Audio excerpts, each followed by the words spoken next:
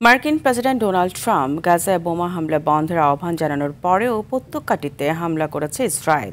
এতে নিহত হয়েছে আরও অন্তত 46 ফিলিস্তিনি। এর আগে ট্রাম্পের দেওয়া যুদ্ধবিরতি চুক্তিতে শর্ত সাপেক্ষে ইতিবাচক সাড়া দেয় হামাস। এদিকে সুমুদ ফ্লোটিলা থেকে আটক হওয়া 137 কর্মীকে তুরস্কে পাঠিয়েছে ইসরায়েল। তথ্যটি নিশ্চিত করেছে ইসরায়েলি পররাষ্ট্র মন্ত্রণালয়।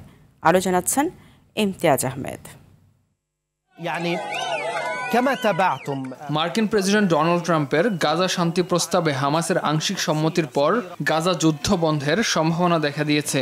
তবে সেখানে এখনো হত্যা ও ধ্বংসযজ্ঞ অব্যাহত রেখেছে জায়নবাদীরা। তাই এবার ইসরায়েলকে অবিলম্বে গাজায় বোমা হামলা বন্ধের নির্দেশ দিয়েছেন প্রেসিডেন্ট ট্রাম্প। নিজের সামাজিক মাধ্যমে ট্রাম্প জানান, ইসরায়েলের হামলার কারণে জিম্মিদের নিরাপদে ফিরিয়ে আনা কঠিন হবে। রোববারের মধ্যে হামাসকে নিজের দেয়া প্রস্তাব মেনে নেয়ার সময়সীমা বেঁধে দেন ট্রাম্প, নয়তো হামাসকে নরক যন্ত্রণা ভোগের হুমকি দেন। এর কয়েক ঘন্টা পর জীবিত ও মৃত সব জিম্মিকে মুক্তি দিতে রাজি হয় হামাস। তবে প্রস্তাবের কয়েকটি গুরুত্বপূর্ণ শর্ত নিয়ে আরও আলোচনার দাবি জানায় ফিলিস্তিনের স্বাধীনতাকামী সংগঠনটি। হামাসের এই সিদ্ধান্তকে স্বাগত জানিয়ে হামাস স্থায়ী শান্তির জন্য প্রস্তুত বলে ঘোষণা দেন মার্কিন প্রেসিডেন্ট।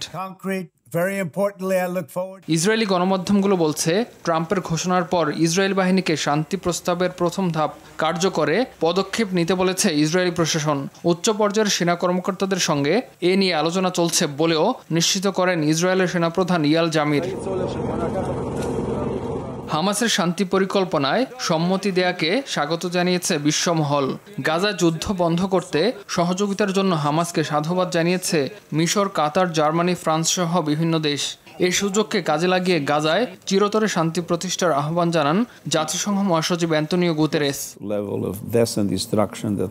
এদিকে সুমুদ ফ্লোটিলা থেকে আটক 137 কর্মীকে তুরস্কে পাঠিয়েছে ইসরায়েল। দেশটির পররাষ্ট্র মন্ত্রণালয় জানায়, ফেরত পাঠানোদের মধ্যে তুরস্ক সহ যুক্তরাষ্ট্র, যুক্তরাজ্য, Italy, Jordan, Kuwait, Libya, Algeria, Mauritania, Malaysia, Bahrain, Morocco, Switzerland ও তিউনিসিয়ার নাগরিক আছেন। ইমতিয়াজ আহমেদ, RTV।